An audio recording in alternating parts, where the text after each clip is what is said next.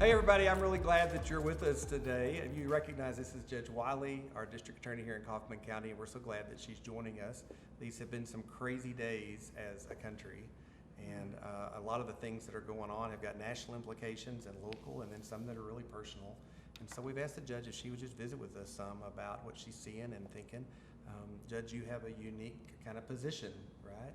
We're really proud that Judge Wiley is the first female African-American district attorney ever elected in the state of Texas. And so as the chief law enforcement officer and also the heritage that you have in our county, you just got a lot to bring to this conversation, and so we're glad to have you visiting with us. Well, thank you, Brent, for inviting me. Yeah. I'm glad to be here, and the history is interesting, and I think we've all, though, been thinking, right? This is what we've been doing. So. Yeah, right. And I kind of want to get out of the way and just let you talk, so maybe just this is a beginning spot. Oh, only people, you know me. I was the only people that don't know me just don't want to get out of the way and let me talk. That might be inviting. Stop me. I think that the interesting perspective is that I'm from Kaufman. Right. So born and raised in Kaufman, been here over 50 years, except for going to school, living in Dallas a little bit. Always wanted to serve. Had parents that believed in service, school teachers, mother was a nurse, dad was a football coach. They always wanted to help. Right. What can you do to help kids? What can you do to help your community? I didn't want to be a school teacher. That wasn't my strength. Role models, people that you grew up watching, Martin Luther King, but Thurgood Marshall, and seeing how the civil rights movement came about and saying, what can I do to advocate for people? I did not go into civil rights specifically, but after going to law school and deciding that it was kind of boring doing corporate work, I did join the Dallas DA's office. And that's where I said, you really can make a difference as a prosecutor in people's lives, the victims of crimes, but you actually can make a difference in the lives of defendants, what you offer as a recommendation, what you can, not that that's necessarily my role, but since you bring the case, you have a lot of power about what you do. You get to see if this case is a good case. You get to decide if you're going to file that case. So I liked that. Worked with kids and children in cases, and eventually decided to come back home from the Dallas office, run for a judge, became a judge for 10 years, and then was appointed to be the DA, and happened to be, candidly, I don't think the governor was thinking about, I'm appointing the first African-American female in the state of Texas. I think he was like, she's qualified for this job in this moment, in this time, in 2013. And so that's that story. What goes behind that is, I think, who I am might be different the way I handle the job than perhaps even someone that's not African American, someone that's not a female. You're always going to have to follow the law and do the right thing. But that's how I got here, coming back home. What can I bring to my community? What do I want to be known for? Well, you came into this position at such an extraordinary moment, and Yes. I think like lots of us have read the book and all that, and an amazing time in the history of our county for sure. It was. If you were going to kind of just on a personal level say, just what are the things you've been thinking and feeling across the last week as you've watched this play out, both from your position and background? In my position, when I saw that video of the officer with George Floyd, Mr. Floyd, your first thought, and I don't even know if I could say that professionally, your first thought is as a human being. Right. Mine and yours probably was the same, and like, oh my God, my heart bled for this guy. Like, you weren't thinking, anything else, like what did he do wrong, or did this officer have cause? Your brain didn't go there. You're just like, this guy is crying for his life. He is making a plea, and this person that happens to be a police officer that is committing a criminal act is kneeing the life out of him. Right. And So, their faces, right? Both of them. Watching the officer's face and then also Right. Floyd's, through the contrast. It's Right. just so stark. It's so stark, and God gives us one life. Right. One life. It's a blessing, and we all want to be with him, but no person has the right to take your life. And a senseless death is the worst death. And I deal with that all the time. Oh, sure. And the idea that someone that wears a uniform is doing it, that's when your mind kicks in and you go, it was wrong on the human level, but on the professional level, it's more wrong. We teach our kids to respect the police, respect authority, and then to see a person that gets the color of authority by with the uniform he wears and the badge abuse it so badly, it actually makes you sick at your stomach, and you have that thing where you don't want to be associated with it. And then you have to remember, that's not me. I don't support that. But in my position, the response is what we're living through now. The 9 days now of the protesting, turn rioting, turn criminal, turn to murder of that group of people. And in that group of people are good, concerned citizens, Sure. confused young people,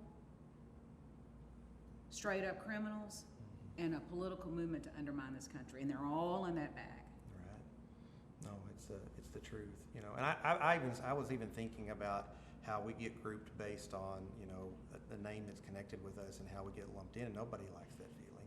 Every time I see the Westboro Baptist Church doing something else stupid, you know, I'm like, you know, I didn't say well, that, man, but I got no know. problems, right? Right. About like people identify us with Right. that, and that's not Right. who we are. Right, And so, right, that's a great so example. because you're in law enforcement, what are the law enforcement officers in Kaufman County or across the country thinking as they're watching that video? I can tell you without a doubt, and sometimes just to make sure, sometimes there might be a division, not in this case, but in someone running from the police, someone not complying, and you've got a response. This was such an easy, we saw, what is it that you want to make sure? Officer safety, is he handcuffed? He was handcuffed. There's no threat. So can you call it overkill? I mean, for a person to just kill, they have identified it. I mean, in some cases, what I really wonder, and I don't understand, we see people commit offenses, and I guess it's because the other 3 officers, none of them stood up. Yeah, right. Because here's the thing, we see people commit crime on view, what we call it all the time, and we arrest them right then. And I think, I'm not blaming anybody in the Minnesota police, I'm not part of that, but the ensuing investigation from the video on view, we have arrested people. If you and I walked out of here and we saw somebody choking someone else, we would call the police and we would articulate what we saw. They would arrest them on view, and if we found out later it was not what we saw, I didn't understand that part of it, and made me sad because as the days ticked off a little bit and the pot started boiling, so to speak. But I can't second guess the Minneapolis Police Department. I'm sure they had their reasons. Of course, one, we know that the 3 co-defendants shielded their friend. Yeah, right. Yeah, that's a terrible deal. Terrible. So nationally, we're all having this response to this thing, and we all want to see it change.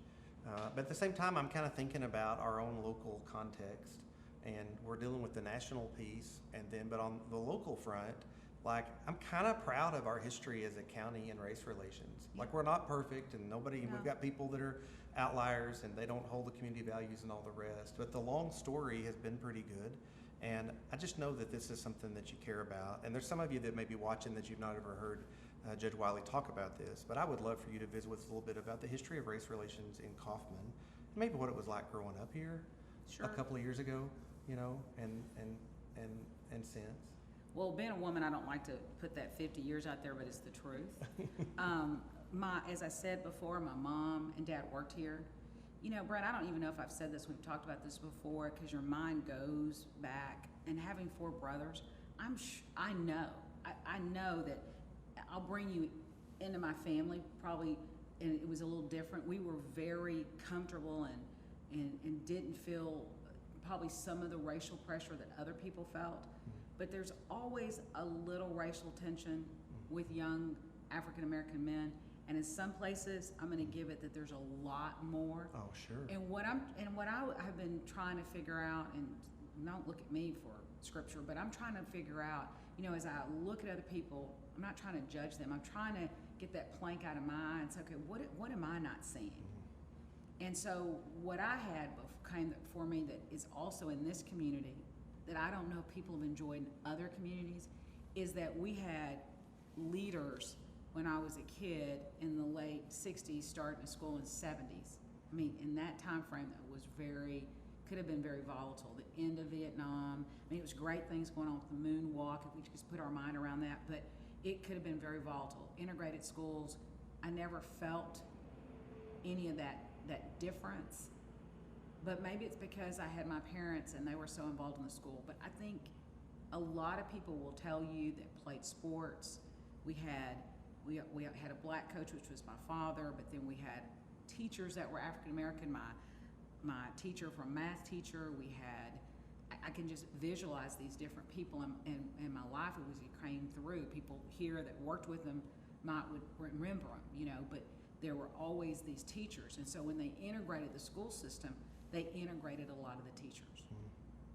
So, I mean, they didn't make people principals, but they brought the teachers to help coalesce. They didn't have just the non-teachers of color. Let's just make it simple for folks. The white teachers just being the only teacher. So they brought some of those black teachers from the black schools in the city of Kaufman.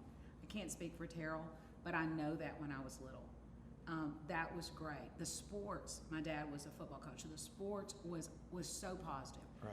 So you went from 1 year, in my opinion, you know, dad's a team at Prairie View little, what's called Interscholastic League, being really good, and the Kaufman not being as good. And he brought all those little kids over from Powell, and they became winners. Right. And we had a history of football, so color didn't matter because you had a sport. No, and of course, Deloise Stolewski, you know, she lives in our community. Sure. And Bob was the coach, I guess. Bob was the coach. At the time, and so when the two came and coached beside each other, I mean, like, her story is that it was really a great time. It was a great time, and because I think the powerful piece of that was that they still, for a few years, even before my time, I can't remember, had the Powell schools open, and a lot of the kids were like, well, Coach Norvell, should we go play? And he's like, heck yeah, the world's changing. I got to finish up over here. I'll get over there. So you go play. And so Bob's, Mr. Stolewski, you know, he had great, great football players, Johnson's, playing in that team. And they were even in the school before Dad got up there. So that was because of his encouragement, not saying, here's the future. And then those kids didn't just go to high school. We made sure those kids went to college. So you changed lives. And if you could bring in some of those old heads that graduated in the 60s, my brothers that graduated in the 70s, they would tell you how many of those kids went to college, and clearly first generation college. They went on to East Texas State University. And when the black kids played, the white people came out and watched them.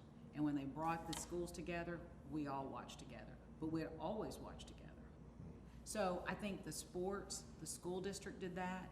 I think the other piece that was good in Kaufman, I think, is that we've also all worked together on big projects that we wanted to bring to this. I think about the children's shelter. Right. And that's something I know about. My mother was involved in that. So that was black people and white people saying, hey, we have abused kids in this community, in the county.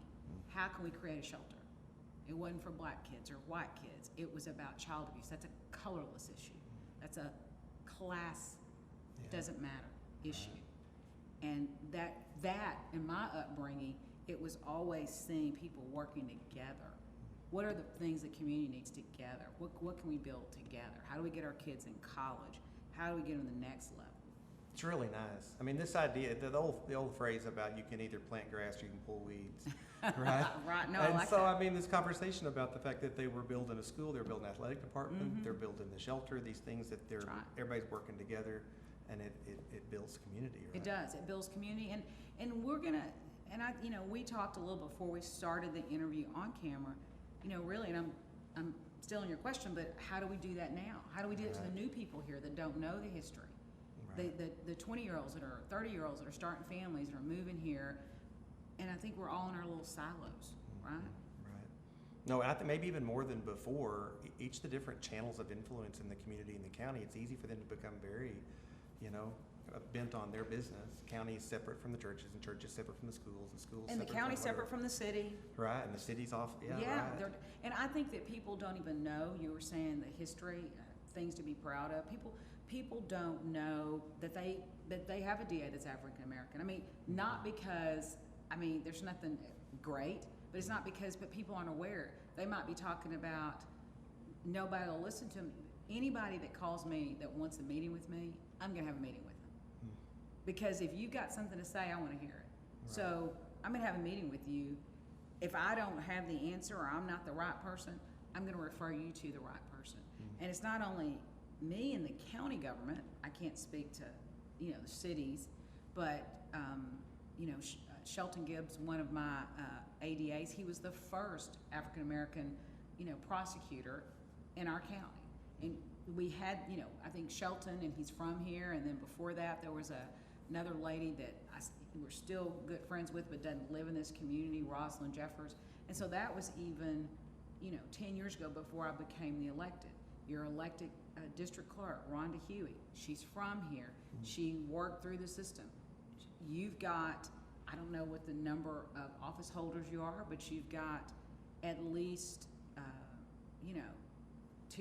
couple of pretty highly elected office holders in your county government in a small county.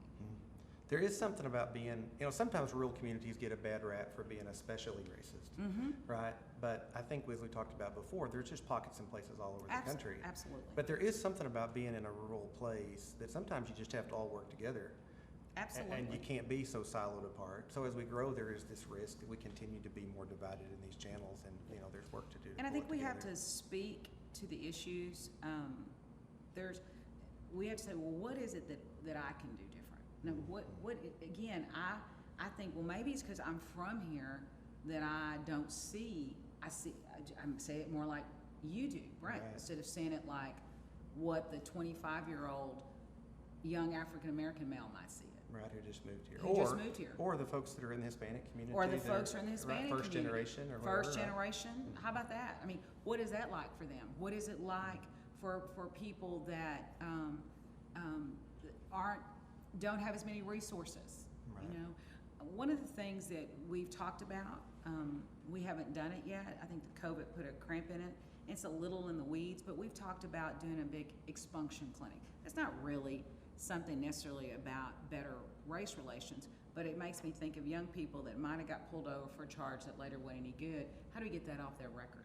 That would be something very positive, because then when you pull up your record and you go to a job, nothing shows up there.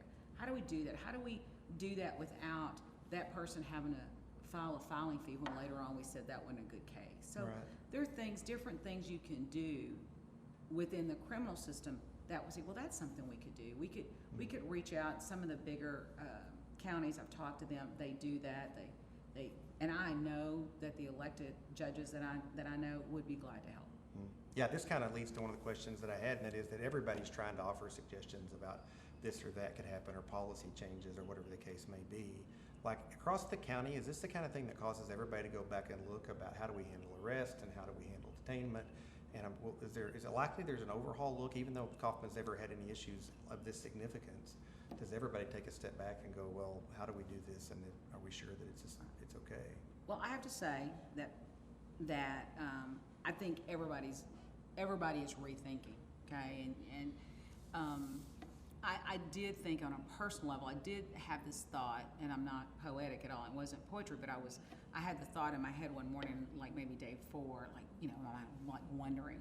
And I had that word in my head, wondering how long this is going to last. This protesting, but wondering when is it going to happen again? Because we're always another incident away, and I'm like, we need to stop that. We need to sit down. Like, you built a beautiful church. You didn't need to wait till you had no seats in your old church. You needed to plan. Right. So that's where we should be. This community needs to have a plan. So some things that we can talk about, I think that's not too in the weeds about law enforcement. The Constitution, the Fourth Amendment, speaks to how you arrest and detain people.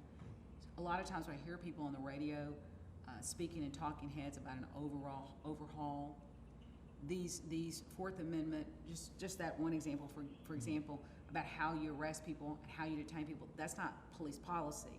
But what the reason is to go to someone's home and getting a search warrant, how do you do that? That law has been looked at over and over through case law and different courts in the state of Texas and the United States. So this is all well settled law. So I think those kind of things would push them a little aside. So what you talk about is policies you could change. So the best policy to have is for us to police ourselves. For us to police ourselves would be that the police would have to police themselves. Now, if I knew of something egregious, I would be the first to say something.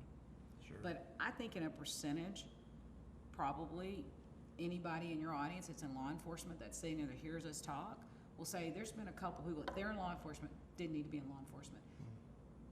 Might not even be just because, and I use this term, that Rambo cop thing, and I say that, might be because, you know, you have to not be fearful to be a police officer. Right. Poor communication skills, not accurate on the gun range, any of these little pockets.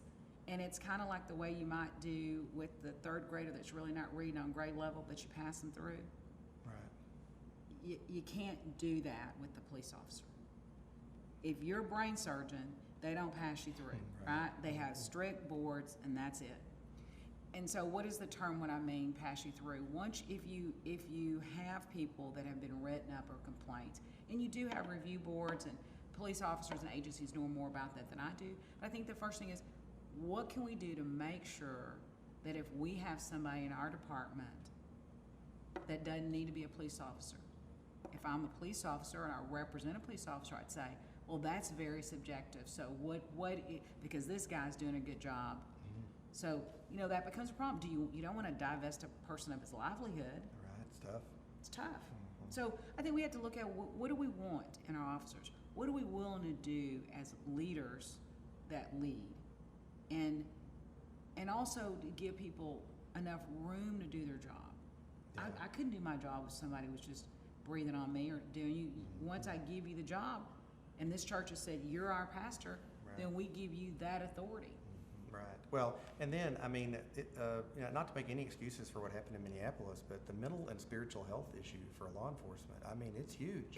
There it's is no tough life, right? Well, this is the thing, and this is where you have to be careful.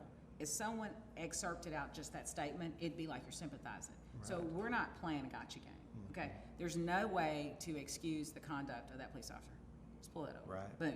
Now, what can we do in the future for somebody that might be at a tipping point, somebody that's had 1 or 2 incidences of yelling inappropriately at an inmate once you have in custody? That's not enough for a man to lose his job, but for the supervisor, is that enough to get his attention? Right. You know, and so that's the thing. We actually have an association in the state, TICO, that certifies these officers. You know, a lot of times we have all these different pockets, but we don't integrate. So across the state, do we go to TICO and say, we want to invest you with more authority to look through these? How about officers that work in the south part of the state down in Houston, and they call it an F5 when you separate, and you say, kind of like the way maybe someone didn't do a good job for you, and you don't fire them because you want them, you're just like, I'll let you resign. You kind of do that on his F5. How about if you do that and it's really because he's a problem? And we like to call those, you know, they have different terms. I'll just say a cop that just hops around from place to place. Oh, sure. Right. Okay. And then they come to another community. They came up from Houston, and now they're over in East Texas. They pull up their F5. They've done their due diligence. It's fine.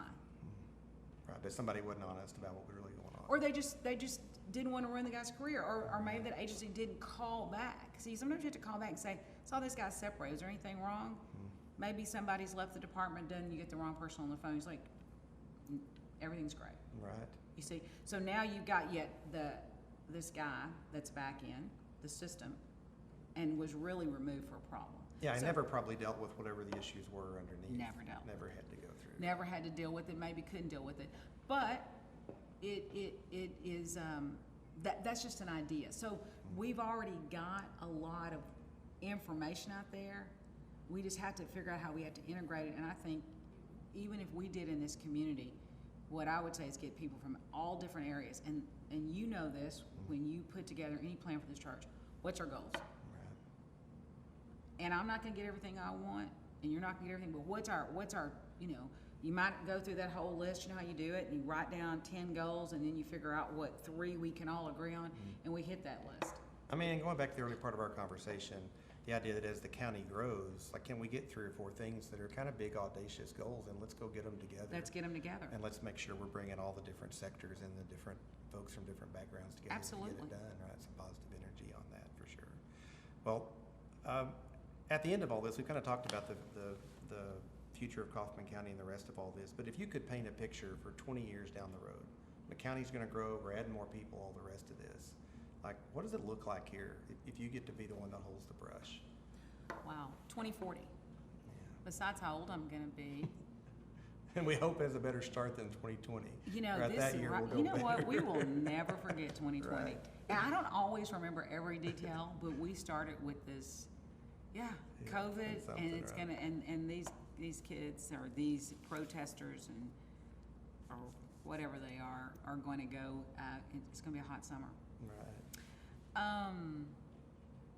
You know, the word comes to mind is we all are created in this country. We have the right to pursue our happiness and goals. And I mean, I'm not going to recite the Constitution to you, you've read it. But in the pursuit of your goals and the right to be happy, I would like, if I could paint, I think you start the most, to me, I mean, you can't legislate this, you start with healthy families. If you could have anything. I mean, and I'm not talking even just about the spiritual. Obviously, we have plenty of churches, right? And we have people that can go to church in their house of worship. That goes without saying. But if you could have families, I think that a lot. I bet you if you grabbed 10 of those protesters and took them aside, of those 10, I bet 6 of them have no relationship with a man in their life. Probably 7.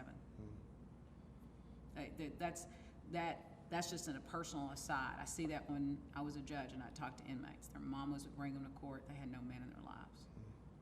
How do you change that? I think if we could think about that. That's good. I mean, think about that. Most male defendants have no men in their lives. So if you could paint a brush, you can't make people marry. You can't make men be part of their lives. But if you could work on the family unit, bring good business here, that people could work and live here in the city of Kaufman and in the county of Kaufman. You know, health, those are things that are important. People think about money, and money, of course, is important, but those things come if you have your family and you have access to the ability to make a living and you have a way to worship. The one thing that really has bothered me during this COVID, and I'm not, you know, trying to start a fight with the governor, I get it, or the president, but this thing happened when I was in Colorado. You could get a drink and you could get weed, but you can't go to church. And it just rubs me the wrong way. I don't think we should ever do this again. So, in 40 years, you know, I'd like for us to see stronger families in Kaufman. I'd like for people to feel that they can meet and talk with anybody of every color. I'd like for us to have done something about police relations. I'd like to see more people, not just black, but like you said, because the future is coming, Hispanic people in positions of authority. So when you look at your city councils across the county, in Forney and Kaufman and Terrell and Scurry and Combine, you see people of different colors, you see women, but you can get a lot of value out of some of you white guys too. We don't have to throw all of y'all away. That's nice. Thanks. Appreciate that. Yeah, I mean, it's just such it's low hanging fruit, but that's not the problem.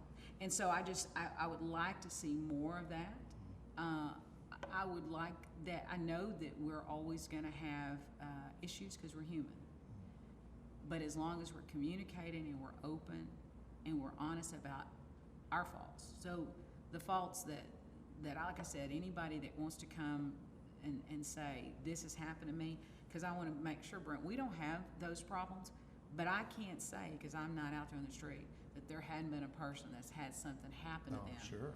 within the county in a unique jurisdiction that just didn't complain. I mean, you can almost bet on it. You know, Right. yeah. There's Let's go people, for that's right. happened, right? Yeah, That's people. sure. That's happened. And so, if that's happening, I want people to come forward. Tell me, I'm the DA. Come forward. We can't fix anything if we don't know about it. So that people know who their resources are. You know me. So these people that have been here for 2 years, we're their resource, right? Right. They don't have to go to your church. That's right. You're here. You'll pray with anybody. Sure. Right. Right. and we know who's around that can help if we can. That's right, because that's what we do. So that's a very broad, I see FBC Kaufman being even bigger. I'm sure there's plenty of land here to even keep growing. I mean, I really do. I think that we're gonna find that what I think that people basically want the same things. I think there are a lot of people, I think the devil brings the form and communism and division and all these different things. But in our hearts, people like freedom. Oh yeah, for sure. No, and family and faith and freedom. I mean, these That's are the it. three things we sure all want, That- regardless of our skin color or background. That's right. And you summarized it beautifully. It's freedom, faith, Yeah, and family. and family. Yeah, for sure, those three are huge. Okay, both sides of this, if you were gonna say, we ought to be praying for minority groups within our county, and this is the kind of thing we ought to be praying for, what would you say ought to be on our list? I would say, let's pray for the wisdom of all of our young people. Let's pray for the young men. Because when I look at those videos, I see men. They're so angry. What are you so angry about? Right. I mean, so pray for peace for men to be a man. These young men don't even know what it is. How can you you haven't trained up your kid? Right. And we've got women, and I'm a woman, and I'm strong, but I needed the men in my life to help me with my sons, because some of the things they would say, I wouldn't get it. And for a guy, it's like, you're not doing that. Just kind of like that, not sweet, like, oh, you want to? It's like, no, not happening. Right. It's God made man and woman. We know this, okay? And you need both of them. So we need to pray. We need to pray that the next generation, even with the face of all the government pushing families to be separate, to bring families together. Because if you can bring a family together and have a man and woman in a house together, you're not going to have little boys running the street that grow up to be 25-year-olds because your daddy's not going to let you do that. And we were joking about this 50 thing, but you've seen it across your whole career, right? I mean, this is a lot of years of building this database. I hate to say this, thing, man. right? I'm telling you that I started in the Dallas DA's office, and it was sad. It was sad. Pray for the education. Pray for these school teachers coming in the fall to Right. get these kids back and back on task. I mean, we could be praying all day. So I pray for families, for the young families to be able to raise their kids, for isolated people to not feel isolated, to not feel desperate, for the young men to know there's a place, that God has a unique place for them in this world, in their families, in this life. That's good. That's what I want. Okay, now with the other hat, what about for the law enforcement officers in Kaufman County and their families? What are you Yes. feeling for them today? Well, I feel for them because I've talked to several people. I love the ranger that's been assigned to me. And he called me. And it wasn't to talk about a case. It was to talk about, he had a detail because he's obviously with DPS. And so he was in Dallas on the line. And, he's under 35 and he's like, calls me Judge, it's bad out here. You should see what they've done at Deep Ellum. And I did actually drive down there. I was there for some other business. And it looks like we've got a hurricane coming. Everything's boarded, all the windows that have been torn out. And so on the law enforcement side, you have to follow the law. We want a civilized society. If we want our children to have what we had and our grandchildren to have what our children had, we have to have law and order. We have to be civilized. What people that are not influenced by negative factors want is, it doesn't have to even be equal. It has to be fair justice. Justice has to be fair. People always say, treat me the same. Well, no, I'm not going to get treated the same as the 70-year-old grandma, even though I'm probably getting a grandma age, as the 30-year-old kid. But if you're fair, if people treat people fairly. So you asked me a question, I want to answer. What do I feel for the officers? I felt for that young ranger with two kids that's saying, I know I'm doing the right thing. This is where I want to be. He wasn't scared. He was not scared for his safety. He was scared if someone assaulted him to take his life, and he defended himself, what he would go through and what would be taken from him and his family in the defense of his own life. Is that's Yeah, that's sure. okay? So how does that make me feel for him? That makes me feel sad that we've got it that upside down. It makes me really have to reconcile that he was not wrong, that's legitimate. He said he had talked to his young nephew and he wanted to go into police work, and he was going to go to the academy in whatever area that was, and he's asking, he said, man, you must be crazy, whatnot. And I talked to him, I said, well, Ranger, think about it. He's really going to do a good job at something he wants to do. He said, but Judge, it's not fair, he's young, if he can do something else. So, that's another person in groups to pray for. Yeah, we don't want that, right? We need great people going into law enforcement. We need right? great people, and we need all these people that are eligible, don't have felony records, and that want to be, that are out there protesting. Go join a police force. You can have all the discretion you want at the roadside. Right. Help be a part of the solution on this. Be a thing, person. right? So yes, that's a really good thing to remember. The law enforcement officers are being stretched thin, and then all those people, because the decisions that were made, I understand, and this may be incorrect. I haven't verified this. Once taken into custody, they were all released. Now I don't know that. I'm sure that can be verified on a website. Those were decisions were made in Dallas. That's not going to happen in Kaufman. We want everybody to protest that wants to. We've had plenty of information. We know where they're going to happen. We're there to make sure that nobody else interferes with their peaceful protest. Right. But if you destroy or vandalize property or break the law, that's different here in Kaufman County. Yeah, right. So, yeah, I do. I worry about officers. I worry about their morale, because it must seem to them that they are defending the citizens, and they're defending the business owners, and yet you saw those images, of how they're standing there and they're taking those insults. I'm so glad to see as the week has turned down that you've got, smart chiefs of police praying with other young people, and you've seen it kind of tamping down. Yeah, there's been a lot that's been pretty hopeful. There's a lot of good Yes. things in the midst of what's been bad. Yeah, I sure. refuse to get discouraged, because if you get discouraged, we're lost, man.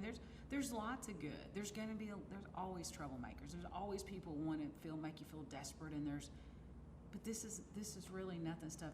These issues have been since the beginning of time. I mean, goodness knows we can't compare it to Jesus, but I mean, think of that persecution. Oh, sure. This is a cakewalk. But you just feel like everything is just so wrong. Right. But maybe it's just wrong now till we get it right, or better. Yeah. It's been really nice to have a healthy conversation with you. Oh, you're nice. I don't know if it's healthy. I am really just trying to, work through it and be objective and take ownership of what I can do better. Well, there's so much about this whole thing, and in the country in general, that seeks to be polarized, right? And there's a push to this way or that, right? Sure. And I mean, clearly, the church ought to be saying, like, we love the protesters, right?